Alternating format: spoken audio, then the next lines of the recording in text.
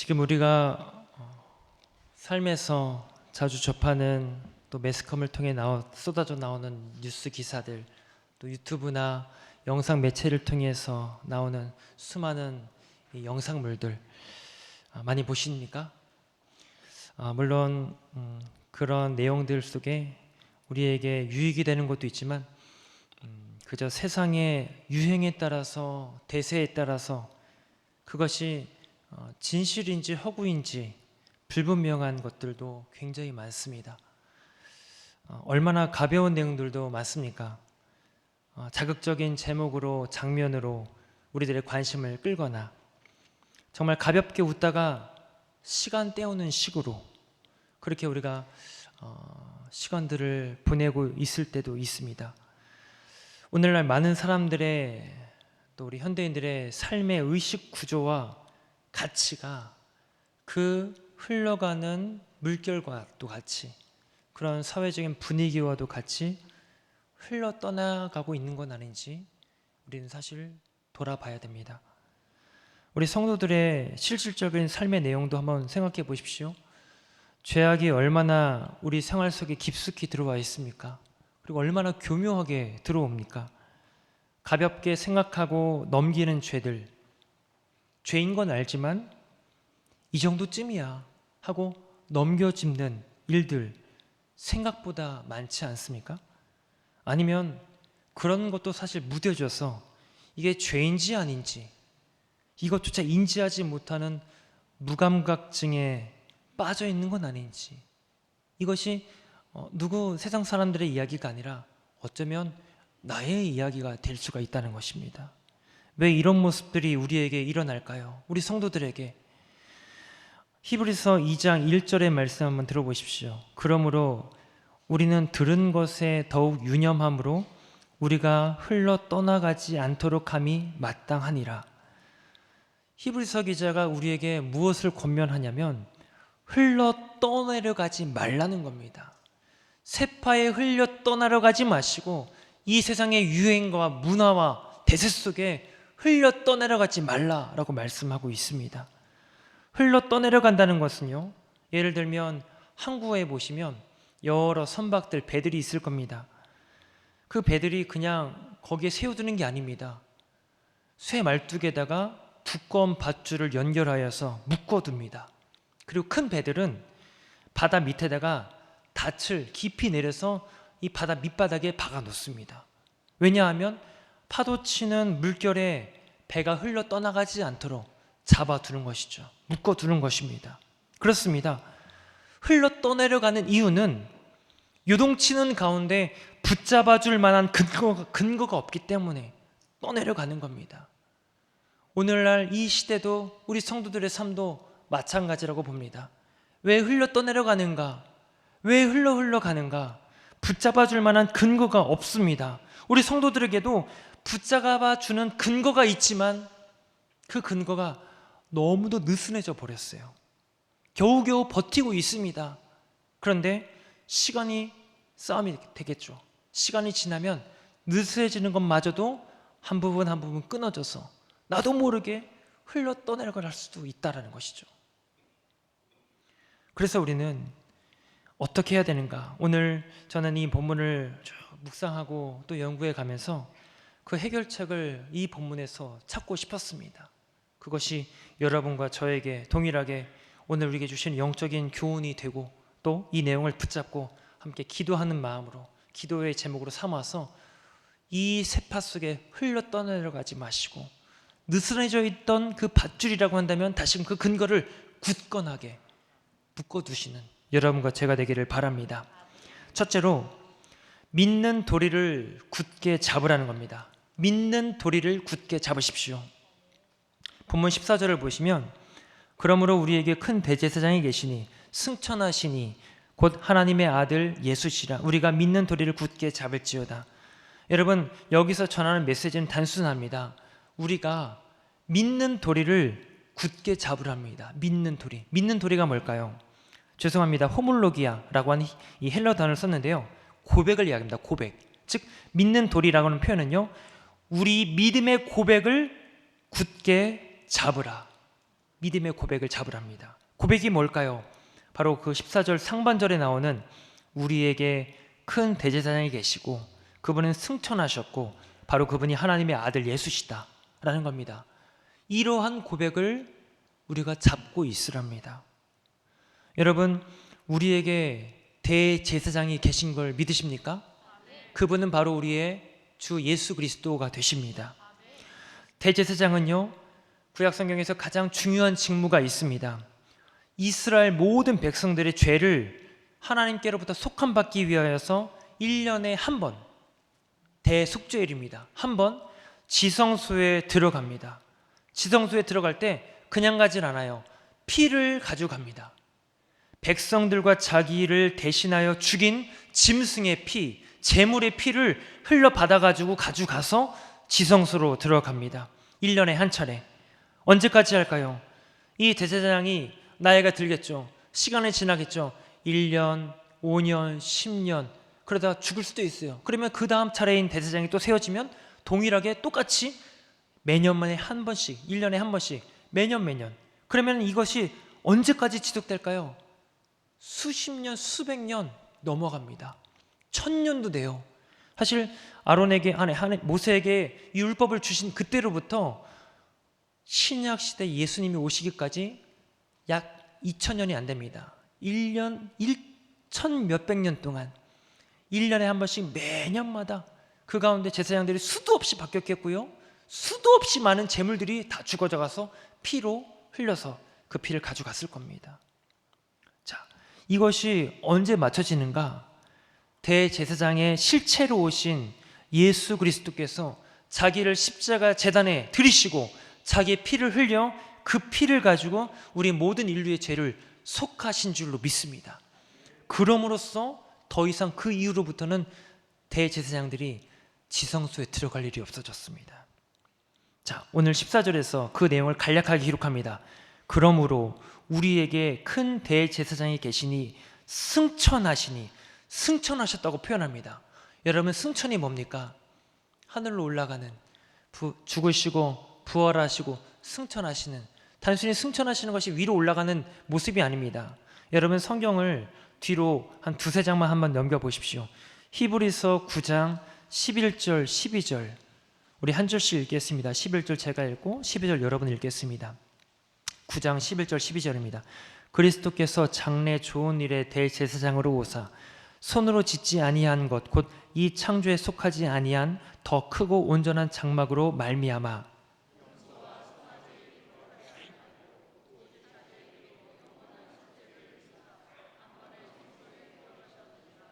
아멘. 히브리서 기자는 예수님의 승천을 이렇게 표현합니다. 여러분이 읽으신 12절 끝부분에 성소에 들어가셨다, 하늘 성소를 이야기를 합니다. 예수 그리스도께서 자기의 피를 가지고 하늘 성소로 들어가신 것, 이것을 승천이라고 이야기를 합니다. 그런데요, 여러분 12절 그 끝에 중요한 단어 하나가 있습니다. 단번에 성소에 들어가셨답니다. 단번이라는 것은 그냥 한 번이 아닙니다. 더 이상 반복할 필요가 없는 단 한 번, 그 뒤로는 필요가 없다는 얘기예요. 그 한 번으로 족하다는 것이죠. 지금까지 수십 년, 수백 년, 1000년, 2000년에 이르기까지 수많은 제사장들이 수많은 짐승의 피를 가지고 하나님 앞에 들어가고 나가고를 반복했지만 이젠 그럴 필요가 없다는 겁니다. 이젠 예수 그리스도로 하여금 그것이 완성되었다. 그렇게 우리는 죄가 해결받은 줄로 믿습니다. 자, 그 성소, 하늘의 성소라는 이야기입니다. 자, 그러면 그 하늘 성소에 들어가시면 무엇을 하실까요? 히브리서 기자는 예수님의 그 모습을 구약 성경에 있는 대제사장의 모습과 그대로 대비를 시킵니다. 대제사장의 피를 가지고 지성소에 들어가는 것으로 끝이 아니죠. 가서 뭘 할까요? 그 어두컴컴한 지성소 안에 그 피를 가지고 시은자 위에 붓는 순간 위로부터 빛으로 하나님이 임재하십니다. 쉐키나라고 하죠. 그 임재하는 가운데 하나님과 대제사장은 교제합니다. 이야기를 나눕니다. 속죄함을 받고 그 기쁜 마음을 가지고 대제사장은 다시금 지성소 밖으로 나와서 기다리고 있는 성도들에게, 많은 백성들에게 외칩니다. 여러분, 하나님이 우리의 죄를 속해 주셨습니다. 여러분 속죄함 받았습니다. 그 소리가 전해지는 즉시 백성들은 기뻐 뛰며 감사하며 하나님 감사합니다 하면서 평강을 누리게 됩니다. 이게 대제사장의 대속죄일의 마침이에요. 그 모습대로 예수님께서도 자기의 피를 가지고 하늘 성소로 올라가셨어요. 들어가셨습니다. 승천하셨습니다. 근데 그것이 끝이 아니라는 것이죠. 가셔서 하나님 보좌 우편에 앉으셔서 뭘 하시냐면, 오늘도 물론 구원받았지만 여전히 흔들리고 있는 육신에 속한 우리들의 죄와 연약한 삶을 위하여서 하나님 아버지와 함께 대화하십니다. 중보하신다는 것이죠. 하나님, 저들 보십시오. 저들의 연약함을 불쌍히 여겨 주십시오. 긍휼히 여겨 주십시오. 사도행전 8장에 보시면은 첫 번째 순교자 스데반이 죽음을 당합니다. 돌이 날아드는 현장에 스데반이 위를 향하여 하늘을 보면서 웃고 있습니다. 천사의 모습을 하고 있어요. 사람들이 이해를 못합니다. 봤더니 저 위에서 하나님의 보좌 우편에 앉아 계셔야 될 예수님이 서서 스데반의 죽음의 현장을 지켜보고 있습니다. 이 아들이, 내 아들이 잘 죽는가, 온전히 순교하는가, 그 사명 감당하는가, 그 모습을 스데반과 눈이 마주치며 스데반이 기뻐하는 겁니다. 이것을 바로 하늘 보좌 우편에 앉아 계신 예수님이 지금도 동일하게 그 자리에 앉으셔서 우리를 지켜보시며 하나님께 중보하고 계시다는 것입니다. 그것이 바로 하늘 성소로 들어가신, 승천하신 예수님의 모습이라는 겁니다. 우리가 예배를 통하여서 신앙 고백을 합니다. 사도신경으로 하늘에 오르사 전능하신 하나님 아버지 우편에 앉아 계시다가 저리로서 산 자와 죽은 자를 심판하러 오시리라. 그 예수님은 다시 때가 차면 이 땅에 지성소 밖으로 오셔서 우리 예수님을 기다리고 있는, 우리의 큰 대제사장을 기다리고 있는 성도님들에게, 여러분과 저에게 말씀하실 겁니다. 평안하라. 그 평강의 완성을 우리에게 주실 때 우리는 비로소 샬롬의 완성과 함께 하나님의 영광을, 나라를 살게 될 줄로 믿습니다. 오늘 그 일을 위하여 우리에게 대제사장이신 예수님이 계시다라는 것입니다. 왜 우리가 이렇게 흔들리고 있습니까? 왜 우리가 이렇게 세파 속에 이리저리 휘청휘청 거리고 있습니까? 믿음 생활이 지친다고, 힘들다고 여러분 포기하지 마십시오. 또는 예배도 못 나오겠다고, 제대로 힘들다, 다리도 아프다 못 나오시겠다고 하나님 뵐 면목도 없습니다. 여러분 그렇게 생각하지 마십시오. 우리의 신앙은 정성을 들이고 치성을 쌓는 싸움이 아닙니다. 붙잡는 싸움이에요. 그 예수를 붙잡는 싸움, 그 대제사장 되신 예수를 붙잡는 싸움. 이 싸움 끝에 우리에게는 이 거친 세파도 이겨낼 수 있는 강력한 붙들어 주신 근거가 우리에게 있고, 그의 붙들려서 우리는 영원한 승리로 하나님 앞에 서게 될 줄로 믿습니다. 오늘도 이런 거친 세파 속에서 흘려 떠내려가지 마시고 느슨해져 있는 그 끈을 다시금 조여서 주께로 연결되어 하나님의 은혜를 누리시는 여러분과 제가 되기를 축복합니다. 둘째는 우리의 연약함을 동정하신다는 겁니다. 우리의 연약함을 동정합니다. 오래전에 한 흉악범이 죄를 짓고 중국으로 도피를 했어요. 그래서 우리나라 경찰이 중국 공안과 협의하여서 파견을 받습니다. 그리고 마침내 3개월 동안 중국을 막 돌아다니다가 그 흉악범을 잡았어요. 근데 문제는 뭐냐면은 이 흉악범이 자기 죄를 고백할까, 이게 걱정이 되는 겁니다. 어쨌든 끌고 데리고 와서 수사관들 앞에서 이제 수사를 받는데, 놀랍게도 이 범죄자가 자기 죄를 한 번에 이제 고백을 하는 겁니다. 내가 이러이러한 죄를 지었다고. 그러니까 수사관들이 너무도 신기해서, 아니 왜 이렇게 수사에 적극적으로 협조합니까? 그랬더니 딱 이 두 마디를 하더래요. 뭐라고 말하냐면, 중국까지 자기를 잡으러 왔던 얼굴 한 번 본 적 없는 형사 한 분이 나를 만나자마자 딱 그 두 마디를 합니다. 고생했다. 어디 아픈 데는 없냐? 딱 이 두 마디에 이 흉악범이 마음이 완전히 녹아버린 거예요. 아, 범죄자인 나도 이렇게 나를 공감해 주는 사람이 있구나. 그래서 이제 수사에 잘 협조했다는 이야기가 있습니다. 우리가 할 수 있는 최고의 동정은 바로 이 공감일 것 같아요. 그 마음을 헤아려주고 그 상황을 같이 아파해주고. 오늘 보면 15절을 보십시오. 우리에게 있는 대제사장은 우리의 연약함을 동정하지 못하실 이가 아니요 모든 일을 우리와 똑같이 시험을 받으신 이로되 죄는 없으시니라. 여러분, 구약 성경에서 대제사장이 갖춰야 될 자격과 자질이 있습니다. 첫째는 아론의 혈통이어야 됩니다. 레위 지파 아론의 혈통이어야 됩니다. 더군다나 질병이나 장애가 없는 건강하고 깨끗한 신체도 하나의 조건이 됩니다. 늘 소, 양, 염소 죽이고 각을 떠야 되지 않습니까? 그러니까 억센 팔이나 민첩한 이 행동도 필요할 것 같아요. 제사와 관련된 여러 가지 많은 세세한 규정들이 너무도 많습니다. 그것들을 다 기억할 수 있는 기억력도 줘야 되겠고 신중하고 조심스러운 성격도 필요할 것 같습니다. 자, 이러한 자질들을 다 갖추면 얼마나 훌륭한 대제사장이 될 수 있겠습니까? 근데요, 그런 것들을 갖추더라도 죄인에 대한 동정과 공감이 없으면 대제사장 일을 할 수가 없습니다. 대제사장은 먼저 하나님과 죄인 사이에 중지자가 되어야 됩니다. 그래서 하나님 안에 있는 그 공의, 죄를 싫어하시고 미워하시는 그 하나님의 엄격함을 이 대제사장은 같이 가져야 됩니다. 죄에 대하여 진노할 수 있는 마음. 그러나 그것이 전부만 안 되겠죠. 동시에 자기가 죄인인 것처럼 죄인들을 향하여 동정과 긍휼의 마음을 가지고 민망함과 안타까움을 가지고 피를 가지고 짐승의 피를 가지고 하나님께 나아갈 수가 있는 그 마음, 이것이 동일하게 대제사장에게 필요할 겁니다. 그러한 분이 누구신가? 오늘 성경에서 설명하기를 예수 그리스도시다라고 설명하고 있습니다. 예수님은 인간의 몸을 이 땅에 입고 오셨습니다. 친히 인간의 몸을 입고 우리와 같이 자라나셨어요. 마구간에서 태어나셔서 키가 자라고 지혜가 자라고 예수님의 그 시간들을 그냥 기적적인 어떤 방법으로 살지 않았습니다. 똑같이 우리와 같이 배고플 때는 식사도 밥도 찾으셨고 피곤하실 때는 배꼽물에 머리를 대시면서 주무시기도 했습니다. 때로는 슬픔의 현장에서는요 눈물도 흘리셨어요. 심지어 죄가 주는 쾌락의 유혹도 알았습니다. 그러나 그 시험을 겪었지만 이겨내셨죠. 어떤 초월적인 상태로 죄를 이긴 게 아닙니다.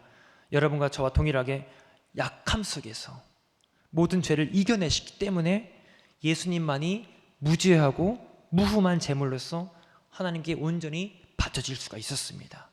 그렇기 때문에 그분이 우리를 동정하실 수가 있대요. 공감의 차원이 아닙니다. 여러분, 우리는 사람과 사람과의 공감은 그 아픈 일을, 그 경험을 나도 겪었기 때문에, 나도 지금 겪고 있기 때문에 야 힘내자, 우리 서로 힘내자 말해줄 수 있습니다. 근데요, 우리는 사람이기 때문에 여전히 그 아픔 속에, 괴로움 속에 머물러 있을 수밖에 없습니다. 그래서 내가 힘들어하는 친구에 가서 야 힘내자 이렇게 동정해 주러 갔지만 그것은 사실 동정이 안 됩니다. 그냥 공감이다, 연민에 불과할 겁니다. 그 친구가 저한테 말하겠죠. 야 너도 지금 힘든데 날 무슨 동정하러 와. 너도 힘내서 일어나, 버티고 잘 서야지. 서로 간에 이렇게 공감해주고 하는 것이 전부일 거예요. 그런데 예수님의 동정은 그런 차원이 아니라는 것이죠. 우리 인류가 필요한 건 연민과 공감이 아니라 진정한 동정입니다. 우리와 같은 패배자가 아니라 승리자를 우리는 요구하고 있어요. 우리의 패배를 공유하는 것이 아니라 우리를 승리로 이끌어줄 수 있는 자, 바로 구원자가 필요하다는 것이죠. 그분이 누구신가? 오늘 성경에서는 예수 그리스도만이 그 동정하실 수 있는 분이다라고 설명하고 있습니다.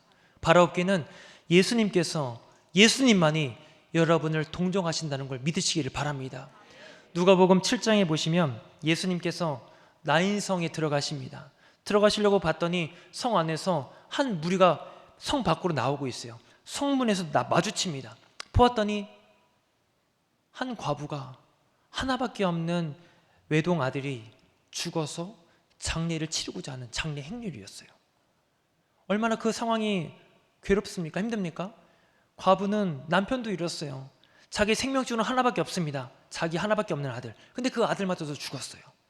결국 이 여인은 어떻게 되는 걸까요? 장례 행렬이 상징하듯이 이 여인은 죽음으로 가는 겁니다. 이 집안은 끝이 난 거고 이 무리는 저 죽음을 향해 흘러갈 수밖에 없습니다. 그 자리에서 이 과부를 위로해 주려고 동네 수많은 여인들이, 사람들이 같이 그 곁에 붙어 있어요. 어떻게 할까요? 같이 울어주고 같이 괴로워하고, 그것이 다예요. 더 이상 할 수가 없어요. 그 여인의 눈물을, 그 아픔을 바꿔줄 수 있는 사람은 아무도 없습니다. 그것이 우리가 할 수밖에 없는 공감이고 그런 연민이에요. 그러나 그 자리에 누가 오셨는가? 예수 그리스도께서 성 안으로 들어가시기 위하여 가시다가 그 행렬을 만나시고 여인에게 뭐라고 말씀하시냐면, 성경에서는 그것을 굉장히 기가 막히게 설명해 놨습니다. 한번 들어보십시오. 누가복음 7장 13절인데, 주께서 과부를 보시고 불쌍히 여기사 울지 말라 하시고, 불쌍히 여기셨답니다. 즉 예수님이 동정하기를 시작하려고 한다는 겁니다. 그래서 어떻게 하시냐면은 관에다가 손을 대시고 죽은 아들을 살려내세요. 그 과부에게 어머니가 돌려보냅니다. 결국 예수님의 동정은 성 밖을 향하여 죽음의 행렬로 걸어가는 이 행렬을 180도로 바꾸어서 생명의 행렬로 옮겨 놓으셨다라는 것입니다. 이것이 예수님의 동정이라는 이야기예요. 단순히 그저 공감해주고 힘들어하고 하는 그런 차원이 아니라는 것이죠. 내 육신이 연약하여 맞이할 수밖에 없는 아픔과 질병, 사랑하는 우리 딸, 그 앞에 닥쳐져 있는 생명의 고비, 사업과 관계 속에서 답이 보이지 않고 어둡고 컴컴한 그런 현실, 누가 공감해주고 누가 동정해줄 수 있습니까? 단순히 같이 괴로워하는 것이 전부일 거예요. 그러나 그 괴롭고 아프고 슬픈 현장을 기쁨으로 바꿔주시고, 패배를 승리로 바꿔주시고, 절망을 영광으로 바꿔주실 수 있는 분은 바로 오직 한 분, 우리에게 계신 대제사장, 지금도 하나님 아버지 우편에서 우리를 위하여 중보하시는 분이 계시다라는 것을 우리는 다시금 믿음의 고백을 새롭게 하셔야 될 줄로 믿습니다. 익히 고백해왔던 내용이 전부가 아니에요. 고백이 끝이 아닙니다. 이젠 그 고백을 우리가 붙드는 문제, 오늘 이 삶의 자리에서, 이 예배의 현장에서 다시금 새롭게 고백함으로 우리의 슬픔이 기쁨으로 변하고 우리 괴로움이 즐거움으로 변하여 하나님 안에서 충만하고도 영광스러운 삶을 살아내시는 여러분과 제가 되기를 주님의 이름으로 축원합니다. 끝으로 셋째는 은혜의 보좌 앞에 담대히 나아가자라는 겁니다. 은혜의 보좌 앞에 담대히 나아가자. 여기 14절과 15절을 종합하여서 결론과도 같이 16절에서 말씀하고 있습니다. 우리 같이 한번 16절 읽겠습니다. 그러므로 우리는 긍휼하심을 받고 때를 따라 돕는 은혜를 얻기 위하여 은혜의 보좌 앞에 담대히 나아갈 것이니라. 아멘. 하나님께서, 예수님께서 단번에 하늘 성수로 가셔서 지금도 우리를 위해 중보하시고 뿐만 아니라 동정하셔서 우리에게 생명의 길을 열어주신다는 거죠. 자, 여기 보시면요, 은혜의 보좌, 은혜의 보좌가 나옵니다. 이 보좌라고 하는 말은요, 드로노스라고 하는 헬라어인데요, 왕좌, 권좌라는 이야기입니다. 왕이 앉는 자리라는 이야기예요. 이 나라의 최고의 권위자가 앉는 자리라는 이야기입니다. 고대 시대로 갈수록 왕들은 신으로 취급을 받았습니다. 신으로 인정을 받았어요. 그래서 그 왕 앞에, 왕의 보좌 앞에는요, 함부로 나갈 수가 없습니다. 에스더서를 보십시오. 에스더서에서 에스더가 아수에로 왕 앞에 나아갈 때 그냥 나갑니까? 자기 목숨을 걸고 나갑니다. 유대 백성들에게 날 위해서 기도해 주십시오. 제가 목숨 걸고 왕 앞에 나가서 여러분들의 구원을 위해서 이야기하겠습니다. 나아갑니다. 나아가는데 왕이 에스더를 받아주면은 사는 거지만 받아주지 않고 거절하면 그대로 죽음으로 갈 수밖에 없습니다. 그래서 고대 시대는 이 어떤 왕좌 보좌에 나갈 때는요, 반드시 부름이 있어야 됩니다. 대제사장도 보십시오. 하나님 앞에 지성소에 나갈 때 누구만 나갑니까? 일반 제사장들 못 나갑니다. 오직 그 시대 한 사람, 대제사장만 지성소에 나갈 수가 있어요. 자, 근데 놀라운 것은 오늘 본문에서 그 은혜의 보좌 앞으로 누구가 나갈 수가 있냐면요, 여러분과 제가, 우리 모두가 다 담대히 나갈 수 있다라고 말씀하고 있습니다. 왜 그럴까요? 바로 우리의 대제사장으로 오신 예수님께서 자신의 피를 들고 지성소로 들어가시면서 이제는 닫혀지지 않는 휘장을 완전히 위에서부터 끊어내셔서 잘라버리셨어요. 이제부터는 그 지성소로 누구나 다 나아갈 수가 있다는 것이죠. 여러분과 저도 나아가서 그 은혜의 보좌 앞에서 하나님을 직접 배웠고 그 음성 듣고 그분 앞에 힘을 얻고 새로운 살기를 우리에게 열어주셨다는 이야기입니다. 그렇다고 한다면 이 은혜의 보좌는 오늘 우리의 삶 속에 어떤 자리를 이야기를 할까요? 오늘 이 예배의 자리만이 아닐 겁니다. 예배는 우리가 형식을 갖추고 공식적으로 드리는 이 예배만이 아니라 하나님께 최고의 가치를 드릴 수 있는 현장이라면 그 모든 자리는 예배의 자리가 될 줄로 믿습니다. 그래서 여러분의 삶의 자리에서 운전을 해 가시다가도 누구 일을 하시다가도 그 자리에서 하나님께 영광을 올릴 수 있고 하나님께 가치를 드릴 수 있다면 그 자리가 예배의 현장인 줄로 믿습니다. 자, 그런데 여러분, 중요한 것은 이 은혜의 보좌에 우리가 언제부턴가 구역을 그려놨다는 겁니다. 구역. 어떤 구역이냐면 주께로부터 은혜 받는 신앙의 자리 따로, 그것과는 상관없어도 되는 삶의 자리 따로, 신앙 따로 삶 따로 분리시켜 놓았다는 것입니다. 조금 더 노골적으로 말씀드리면 주일 신앙 따로, 평일의 삶 따로. 오늘 주일은 예배드리면 끝나는 것이고 월요일부터 토요일까지는 또 열심히 내 삶을 살아가는 것 따로. 언제부턴가 이렇게 분리되었습니까? 이건 예나 지금이나 마찬가지입니다. 이사야 58장에 보시면 안식일에 내 발을 금하며 오락을 구하지 아니하고 내 길을 행하지 아니하며 사사로운 말을 하지 아니하면 너에게 이러한 복을 주겠다. 이 말씀은 너희가 안식일 거룩히 지켜라, 여기에 초점이 있는 게 아닙니다. 너희가 그렇게 하나님께 거룩하게 안식일을 지키면서 너희의 삶으로 돌아가 보면 다투고 빼앗고 긍휼을 도와 자비를 다 메말라버린 채 살아가는 게 과연 맞는 일이냐, 책망조로 하시는 말씀이에요. 우리 신앙, 이 주일 예배만이 아니라 월요일부터 토요일까지의 모든 삶의 자리도 우리는 은혜의 보좌 나갈 수 있는 자리인데 그 자리를 구역을 그려버려서 그날은 아무런 상관없는 날로 살고 있지는 않는가라고 말씀하고 있는 것이죠. 오늘도 우리는 이 질문 앞에서 무엇을 고백할 수 있을까요? 하나님, 오늘 주일만이 아니라 일주일의 모든 삶도 하나님 앞에 드리는 삶의 예배자로서 저를 세워주십시오. 그렇게 주일만, 이 현장만이 아니라 매일매일 직장과 가정과 사업과 모든 관계 속에서 은혜의 보좌로 나아가 그 은혜를 덧입는 저희가 되게 해주십시오. 고백하시길 바랍니다. 성경, 우리 교회에서는요, 우리 교회만이 아닙니다. 우리 한국교회는요, 아주 중요한 전통이 한 가지 있어요. 자랑할 만한 전통. 그게 뭔지 아십니까? 그러한 은혜의 보좌로 나아갈 수 있는 여러분들을 돕기 위하여 주일 예배만이 아닙니다. 저녁 예배도 있어요. 수요일 예배도 있고요. 금요 철야 은혜의 밤도 있고요. 심지어 새벽 기도회도 있습니다. 그 은혜의 보좌가 늘 우리에게 열려 있는 은혜의 방편으로 우리에게 주신 줄로 믿습니다. 상황이 어렵습니까? 몸이 힘듭니까? 가정에서 다른 영상 말고 예배 영상, 기도의 영상 들어오셔서 같이 은혜 누리세요. 그게 바로 우리에게 주신 특권이고 하나님의 주신 은혜인 줄로 믿습니다. 은혜의 보좌 여러분 기억하셔서 나누지 마시고 주일 신앙이 아니라 매일의 신앙, 매일매일의 삶의 예배자 되어서 여러분의 몸과 시간과 인생 전체를 하나님이 기뻐 받으실 만한 산 제물로 드리는 여러분과 제가 되기를 축복합니다. 우리 신앙의 삶의 무게가 얹혀지면 더 깊게 닻을 우리는 밑으로 내릴 수가 있습니다.